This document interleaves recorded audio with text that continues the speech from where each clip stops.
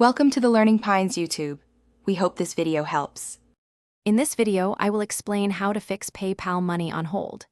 PayPal often places funds on hold for security reasons, especially for new sellers or those with unusual transaction patterns. This practice helps protect both buyers and sellers, ensuring transactions are completed smoothly and fairly. Understanding why these holds occur is the first step toward resolving them quickly and efficiently. Several factors commonly trigger a money hold on your PayPal account.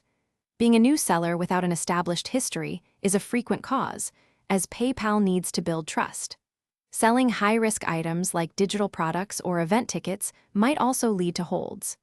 Additionally, a sudden, large increase in sales volume or an unexpectedly large payment can activate these security measures. You can actively help release your funds faster. For physical goods, always upload tracking information immediately after shipping. If you're selling a service or digital item, remember to mark the order as shipped or completed within your PayPal account. Clear and prompt communication with your buyers is also essential, as it helps prevent disputes and keeps the transaction moving toward a quick resolution. Addressing buyer disputes quickly is crucial for releasing funds. Respond promptly and courteously to any buyer questions or complaints.